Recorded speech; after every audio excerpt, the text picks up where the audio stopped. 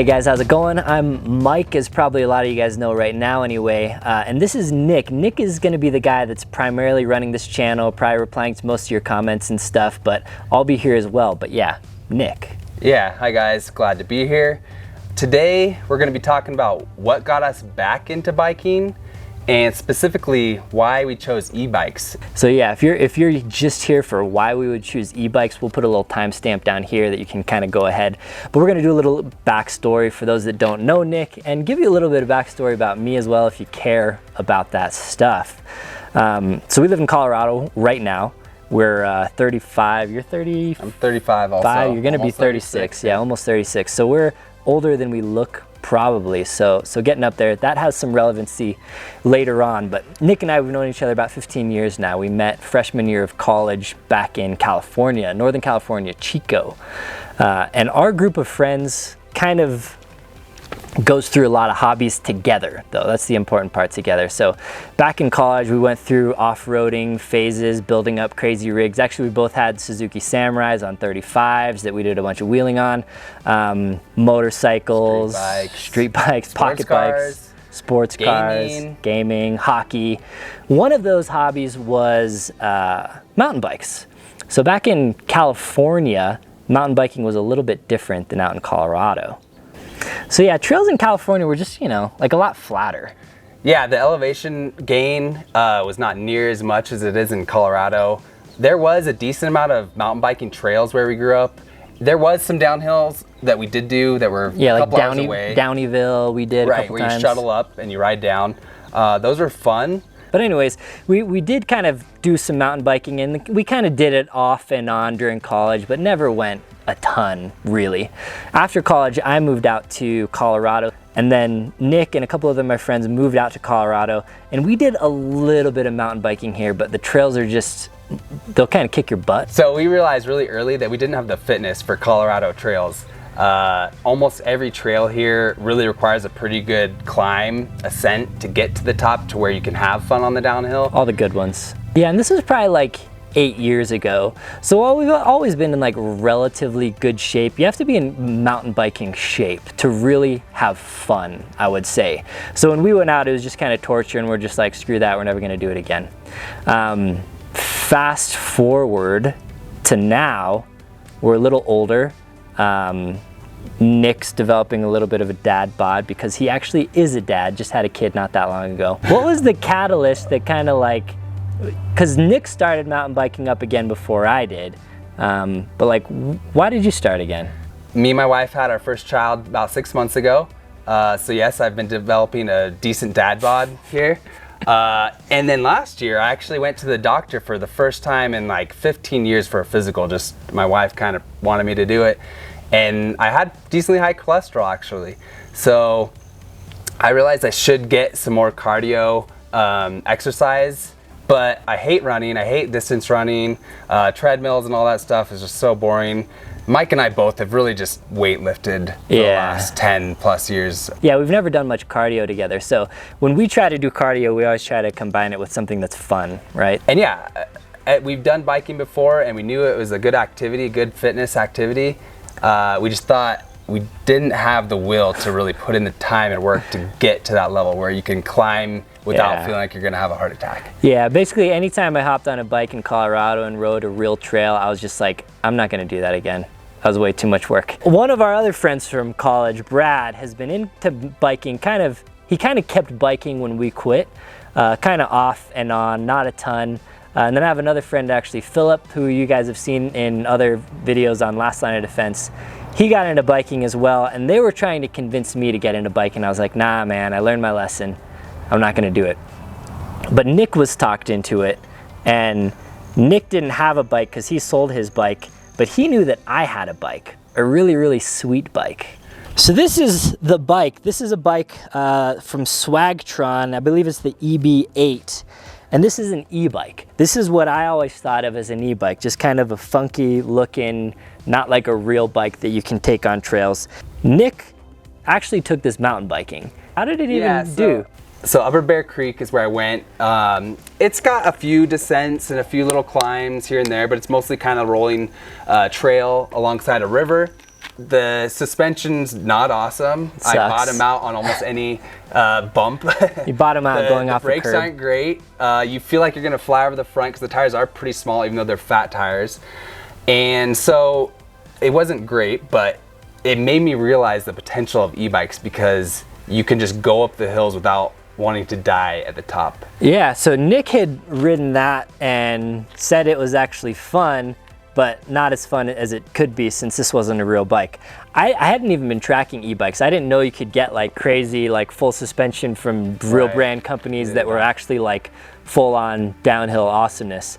But Nick started doing a little research, and Nick kind of had a budget of like $1,000 to $2,000 basically for a bike. So Nick started doing research into e-bikes, and during this whole time when he was kind of doing the research into e-bikes, he was telling me, because it's a lot of my other friends mountain biked and I was the last one to like get back into it.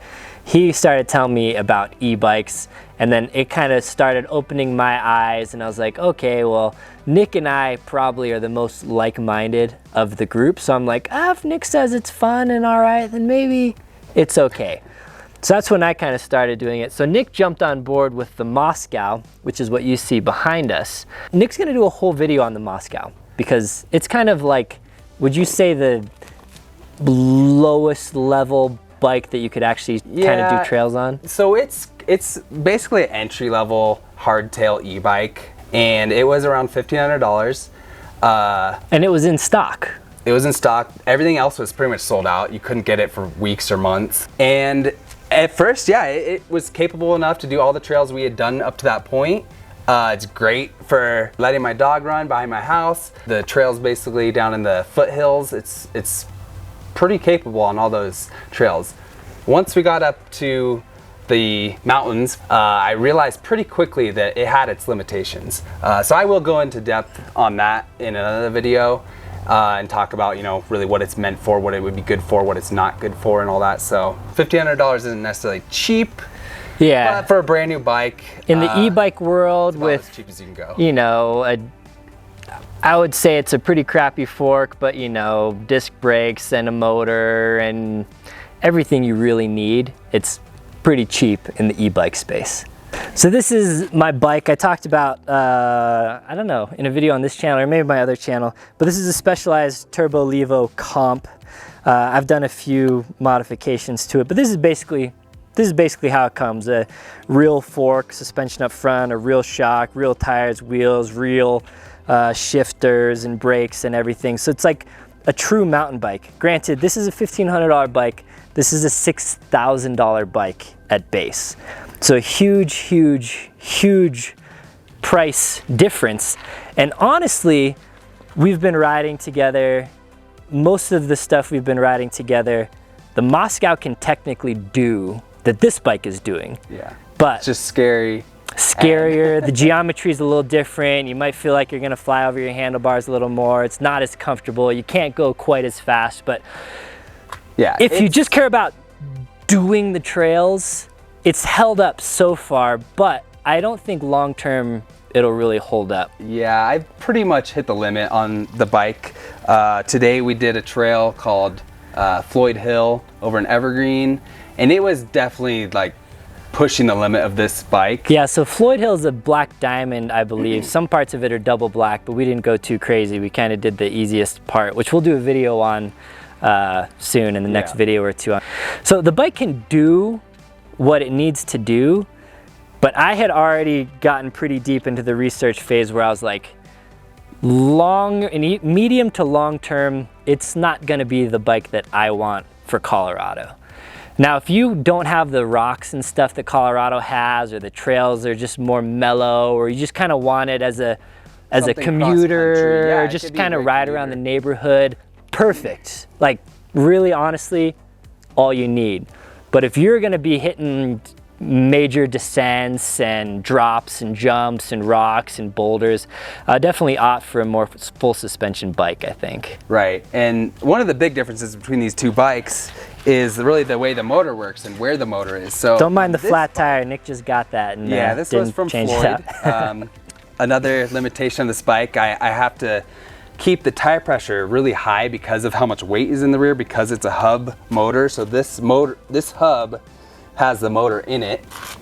And so it's called a hub driven bike. Versus the mid-drive of kind of your little bit higher end bikes, the motor is actually here, more central between the two tires rather than in the hub, which makes several advantages. Rear end super heavy. You can hardly get it off the ground on any little jumps or bumps.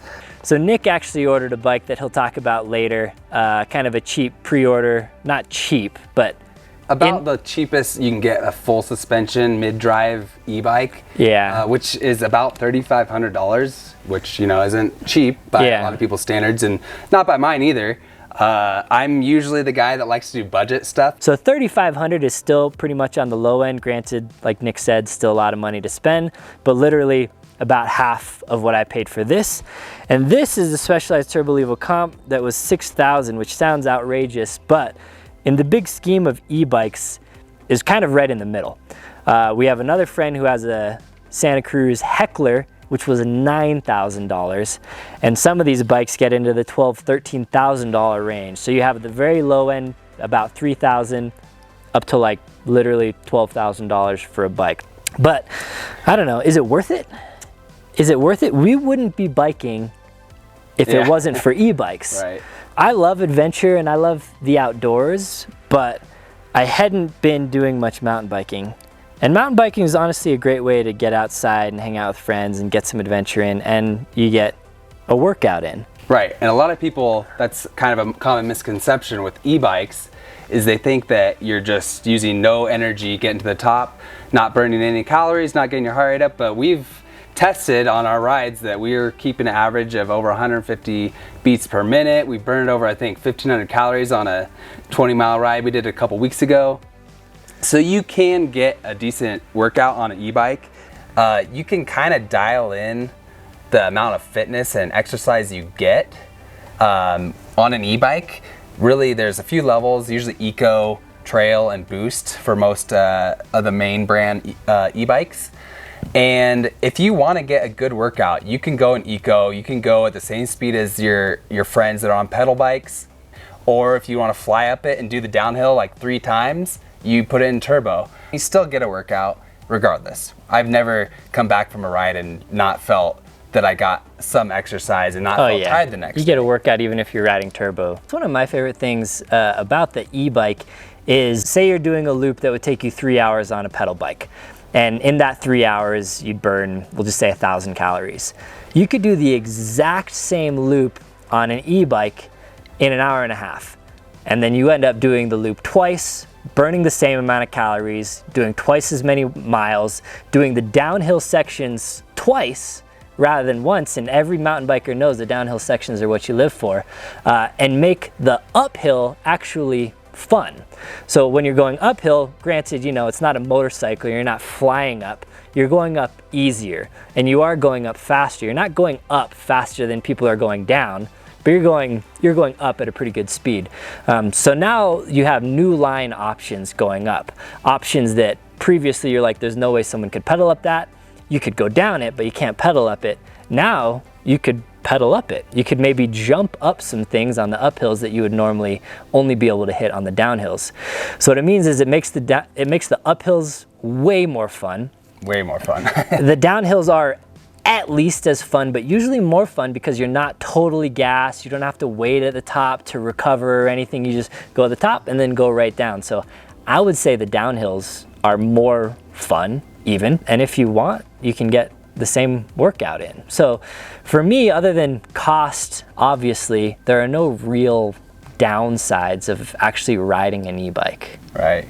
And I'll piggyback off Mike with the climb experience. On this bike especially, this hardtail, you know, lower end e-bike, the climbs are actually really fun. And I actually look forward to the climbs more than the downhills on this. Because the downhills are, it's not really meant for especially Colorado downhills. And so the bouncing around a little bit. The climbs are enjoyable. You still get a workout and I still get winded, but whereas before on a non-e-bike, you know, I would just dread a climb. Whereas now it's like we almost have a shuttle to the top. And I think most people would admit they would prefer to take a shuttle up if they could and ride down, just always downhill, always descending. On this, the ride up is fun. So it's literally 100% of the ride is fun. And I don't know, I'm not a professional mountain biker. I'm not getting paid to mountain bike. I'm not racing. I'm not trying to beat someone else's record. I'm in mountain biking for fun. Like, I would say most people mountain bike for fun. So if fun is the goal, you cannot beat an e-bike. Right, and there are some people that, you know, that would just never ever try an e-bike. They'll swear against e-bikes because they want to basically torture themselves on the climb so they can feel rewarded for the downhill, which, I mean, more power to them. Like, I tip my hat to people that get the fitness to be able to fly up the climbs. It's just, even if you had the same amount of fitness, you could just be doing the loops double 3 times on an e-bike. So we don't really see the downside. There'll probably be a lot of you that will find some downsides for us, so let us know. So I've talked to a lot of people that are purists, and they're just like, hey, whatever gets more people out on the trails, I love it, enjoy nature, it's all good for the bike industry. So I think there's a very easy way to see e-bikes, even if they're not for you, and say, that's still cool, you know, like, more power to them. And what you almost always hear is that e-bikes are for old or fat people. Right. Which is partly me. Yeah, partly, yeah. And I'm not saying they're not, because an old person that, you know, has had some knee surgeries and just loves mountain biking, has been mountain biking for 50 years, but just can't really do it much anymore. An e-bike, obviously, great for them. Someone that's overweight, but that says, I'm just so out of shape and all the trails around me, I can't even do. An e-bike is also great for them. But what you never really hear people talk about is that an e-bike is perfect for someone that just wants to have a good time, right? And get a workout in. Cool, so this video is getting pretty long, and I promise most of the videos on this channel aren't gonna be that long because I told Nick long videos are bad for YouTube. So the videos that he's in charge of will hopefully be a little shorter. But that's basically our thoughts on how we got back into mountain biking, why we got into biking, why we're riding e-bikes instead of regular bikes. Hope it answered some questions, maybe cleared up some misconceptions. And a big part of the reason for this video and this channel in general is because when I was doing my own research, it was a bunch of pro level riders giving information.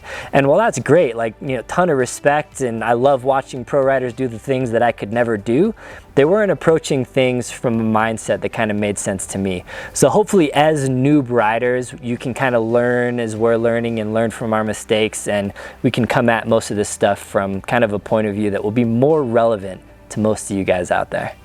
So yeah, those were our thoughts. Like, let us know down in the comments if you agree or you disagree, or if you hate e-bikes for these 17 reasons.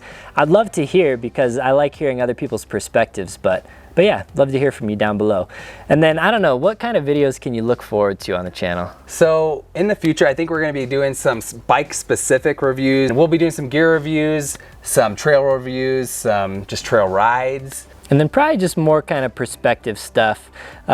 Being that I've made YouTube videos for years and watch YouTube all the time, I'll probably put some input into some videos that I think are lacking in the space, just kind of perspective stuff. So we'll probably do some videos like this sprinkled in as well. You can see, we haven't even talked about it, but Nick is the guy on my main channel, Last Line of Defense, that you guys, anytime you see this 3rd gen 4Runner, you want to know more information about it. But we both are kind of camping, overlanding type people, so we may do some bike trips. Maybe we'll, you know, go out to Moab or whatever other cool destinations there are that we can combine a little bit of off-roading and a little bit of biking on. So yeah, I don't know if there's a name. Is that like biker landing or bike something? Landing? Yeah. You all right? You feel any? But